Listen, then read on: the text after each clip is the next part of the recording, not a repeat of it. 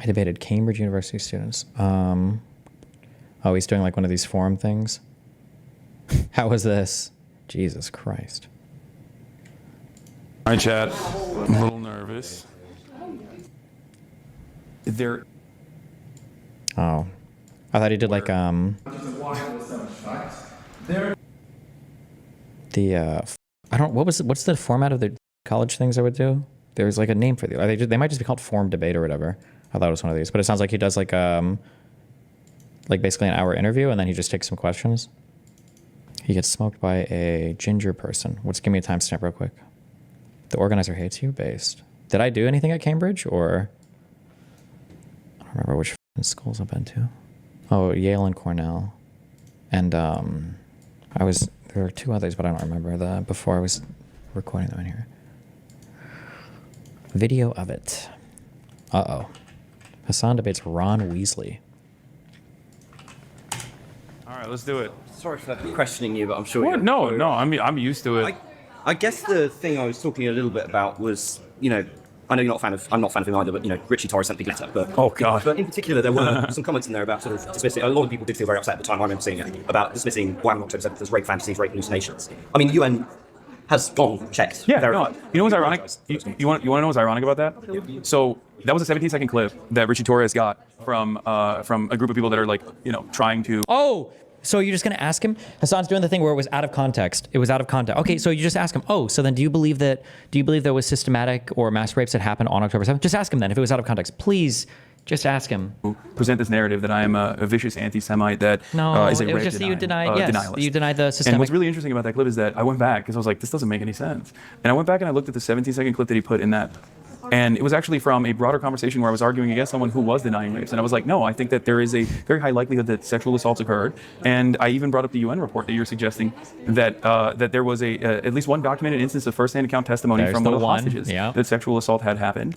And that there is no reason to disparage or to claim that it did not happen when there is at least evidence that it did. That's not what anybody's talking about. And that it had not changed the dynamic of genocide for me even a little bit. Okay. And I think that the way in which you said that to a lot of people sounded very, very dismissive. Especially to people who, had relatives who were perhaps murdered or taken away. People felt that, the loss of life on that day. So let me ask you this question. Traumatic for the Jewish Let me ask you this question. How do you feel about the fact that every day 20 million Palestinians die compared to only one Jew?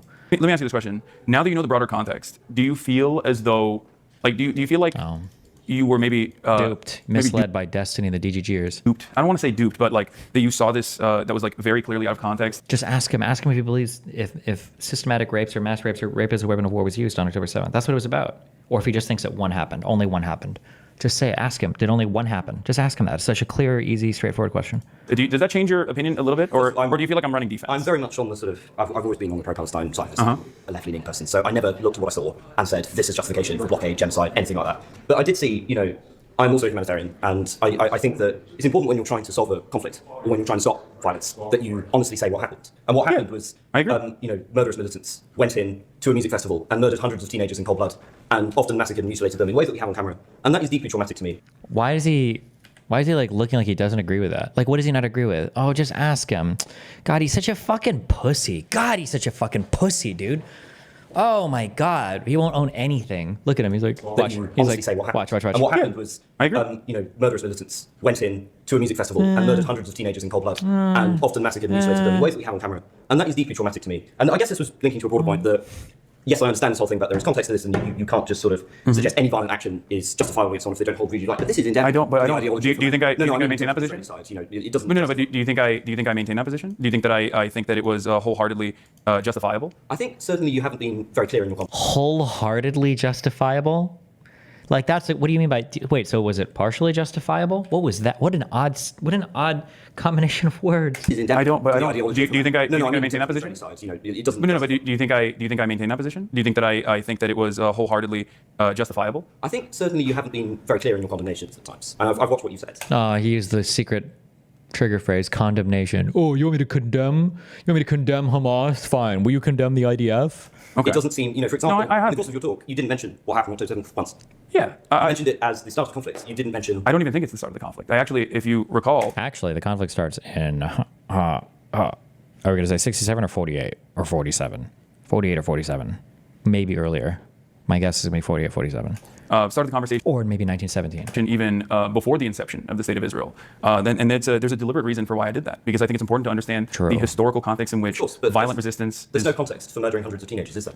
I think that context I think there's always context. Just like there's context. Justified. I don't think it's a contextual justification. I think it's offering background and analysis. Analysis is not justification. I mean, this is a deliberative body, right? We're in a space for free speech and debate, and I think that.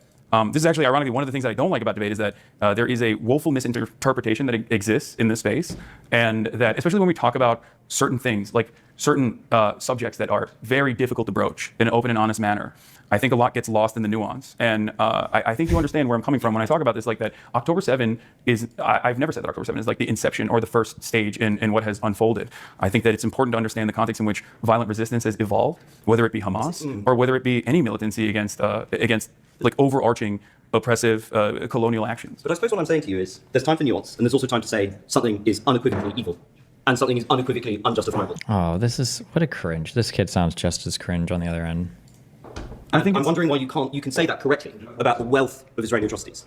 But to actually fix this conflict and gain trust with people, you need to say that unequivocally about the murder of hundreds of teenagers at the Supernova Music Festival, their mutilation and often their rape. And I don't know why you can't say that. I don't. First of all, in terms of using the language of mutilation and rape, and also consistently saying that there is a contextual justification for it, I think the violence that states engage in, specifically an apartheid state, which you agree is Israel's an apartheid state. Okay, so the violence that an apartheid state engages in is oftentimes considered to be invisible. There is a tremendous Oh my God. Rape is the language of the resistance. number of documented rapes in prisons. There's a tremendous number of rapes in prisons. Speakers and media representatives that have actively communicated all of the violence that has unfolded on October 7. I myself have also maintained the position that any kind of violence against civilians is completely unjustifiable. But I think it's more productive to at least be a resilient voice that, especially in the West, that tries to explain that these aren't barbaric monsters, that these are horrifying atrocities that they did, right? But that it is not coming out of a place of this antiquated anti-Semitic tendencies, or that they wanted to go out and like do mass rapes, or any number of different ways in which people have, I think, in a very unhelpful way, tried to claim that there is no emancipatory ambition here, and that there is no valid. God, where does he learn these cringe emancipatory ambition? Yes, we are freeing the Gaza Strip with the murder rapes at the festival. Like, if we just kill one more partier, seize the LSD, my friends. We're so close to freeing Gaza, bro. Interest in wanting to be rid of Israeli sovereignty. Do you think that by invading the Gaza Strip, that they were not motivated by anti-Semitism, given the fact that they were murdering civilians indiscriminately? Invading the Gaza Strip? By invading from the Gaza Strip into Israel. Yeah. Do you think that they were not motivated by anti-Semitism, given that they were murdering citizens? No. That is remarkable. No, the entire logic of Hamas. Yeah, no, I don't. On anti-Semitism. Oh, no. So they were trying to free the country, one party goer at a time. Don't recognize that, then you're never going to build any trust with the Jewish community. If you have people who are He doesn't care. He doesn't. What the fuck? How many Jews are in the world? Like 10, 12 million? How many Jews are there in the world? How many Jews in the world? 15 million? Okay, 15.7. Fuck them. Who cares? Who cares? And suggesting that your people don't have a right to exist. The slogan of the Houthis who so far is death to the Jews. I know, and I've been very They can exist. They just need to go exist in Europe or in Brooklyn. critical of that as well. Well, I don't know if critical that enough not to platform somebody and call them a sexy pirate. that person wasn't I don't know if you're. Whoa. The person that I brought on, just because he was famously known as being an attractive Houthi, who on his Instagram and his Twitter has multiple times said he's a Houthi, that guy wasn't even a Houthi, bro. Aware this or not, but that was a 19-year-old Yemeni teenager that was actually not associated with the Ansar Allah movement at all. There is enormous debate about that, and it is highly unlikely he'd be fighting with them if he had no connections to them. And you were not He was not. mentioning that in He was not fighting with them. Then why'd you bring him on? If he was just a random Yemeni kid, why bring him on? There's a lot that gets lost in the translation, and certainly I think a lot of commentary has existed in the space of a conversation that I had 10 months ago, or at this 11 months ago, before the Ansar Allah administration was even designated as an official state-sponsored terrorist organization. Joe Biden had actually taken them out of that classification that Donald Trump had put them in because of the fact that they were moving on, that the Saudi-Iranian normalization had taken place. And that person, the 19-year-old Yemeni teenager, I originally thought was a Houthi, and I'm very open about that. And you Wait, then why would you? Wait, then why are you saying that he's not a? If you brought him on because you thought that he was, then why the fuck are you? What? perfectly happy to give him a hang. Oh, absolutely. I think that there is. It would have been a very different conversation. But having said that, if you think that I would have, like, there were points in that conversation where I asked them directly, "What do you?" Wait, I confronted him. think about Jewish people? What would you say if I were to tell you that there are a lot of Jewish people who are leading anti-Zionist protests in America? And his answer was very clear. And this is a person that has... Yes, he does indeed think it's cool when there are Jews in the U.S. that shit on Israel. Okay, and there are Arabs.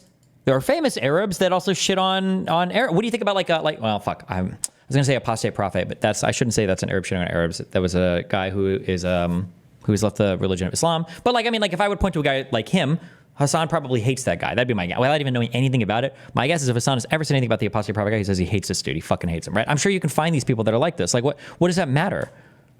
And they said, I don't hate Palestinians. You would critically engage and examine that, but you do not critically engage and examine with this individual. And instead, because an IDF soldier in many circumstances is living in similar conditions to someone like myself. So I treat.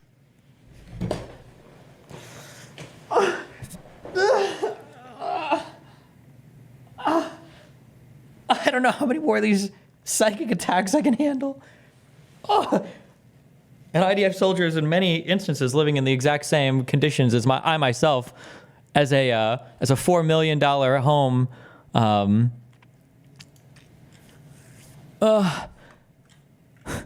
Why would you say that? Why would you say that?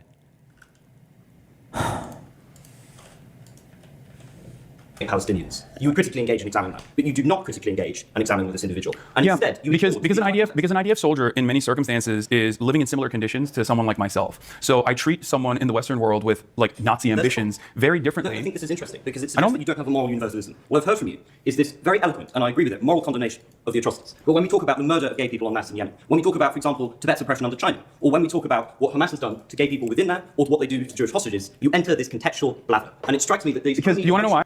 You want to know why, bro? It's because if we weren't bombing them, they would be gayer than us, okay? They would be way more gay than us. You want to know why? Because Israel has killed significantly larger numbers of gay Palestinians than Hamas has. What is the source on that? How could you even... Holy shit. What the fuck? What the fuck? I feel like every time Hasan opens his mouth, it's just a new fucking meme, dude.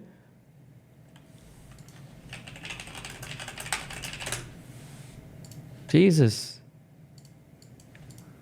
And that is precisely why I think it's a universally unproductive conversation. Hamas what Hamas has done to gay people within that, or to what they do to Jewish hostages, you enter this contextual blather. And it strikes me that these... Because you want to know why? You want to know why? Because Israel has killed significantly larger numbers of gay Palestinians than Hamas has. And that is precisely why I think it's a universally unproductive conversation to...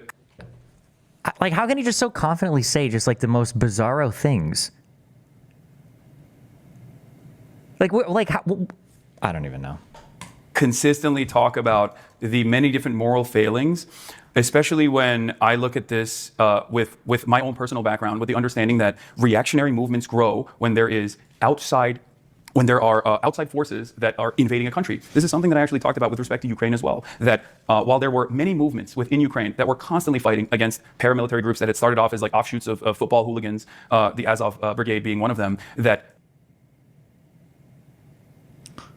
Did he just try to characterize the war in the Donbass as the paramilitary neo-Nazi Azov battalion fighting against offshoots of football hooligan groups? Or did I misunderstand what he said there?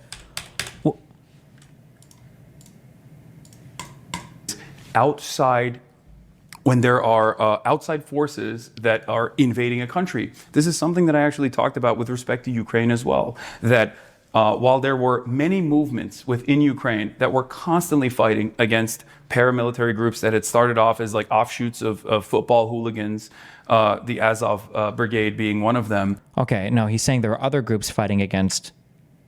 The Azov battalion is an offshoot of a football. Okay, I don't even know what level of propaganda we're even working on here. Okay. Once Ukraine was invaded by Russia, that the inevitable violence was going to make all of the most right-wing reactionary forces, the emancipatory forces that were going to dominate the country in perpetuity. We saw this with Iran, the destabilization of Iran back. Isn't that kind of the opposite though? In 2022, was it in 2022 or 2014? Wasn't Azov formally rolled into the actual military proper, rather than them just being kind of a weird paramilitary offshoot?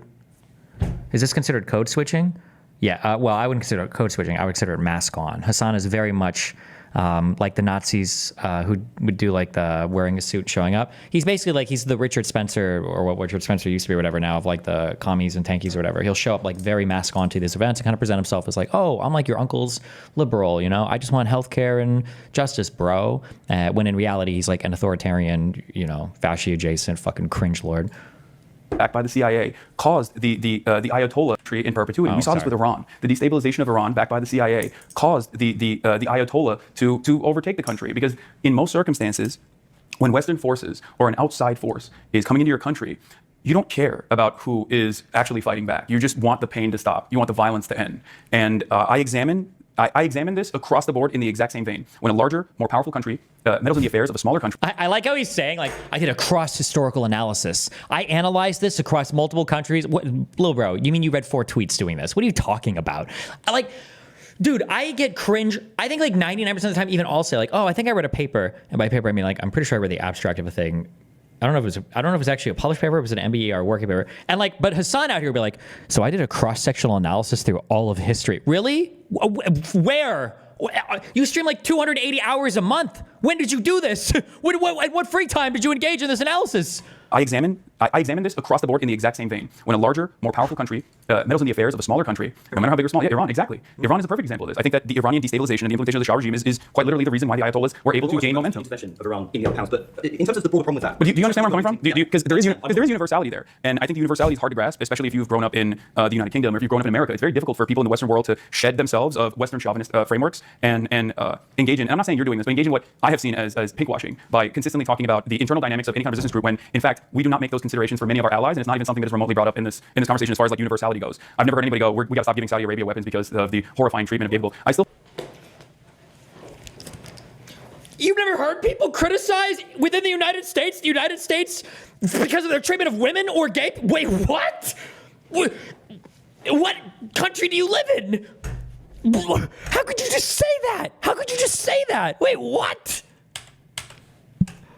Frameworks and engage in, and I'm not saying you're doing this, but engage in what I have seen as pinkwashing by consistently talking about the internal dynamics of any kind of resistance group when, in fact, we do not make those considerations for many of our allies, and it's not even something that is remotely brought up in this conversation as far as like universality goes. I've never heard anybody go, we got to stop giving Saudi Arabia weapons because of the horrifying treatment of gay people. I still think it's unjustifiable, just like it's unjustifiable in Yemen. But ultimately, the way I look at it, if there's a much larger, much more powerful country that is getting unlimited weapons from the most powerful country on the planet, and they are engaging in wholesale slaughter, I think analyzing or interpreting the dynamic of like Hamas and gay people in that regard is ultimately not only unproductive, but also it's not something that is within our realm of power even. I think that these countries, my country, Turkey, for example, will inevitably, once they have breathing room, have the time and opportunity to be able to advocate for their own civil liberties. Because and he's doing the thing.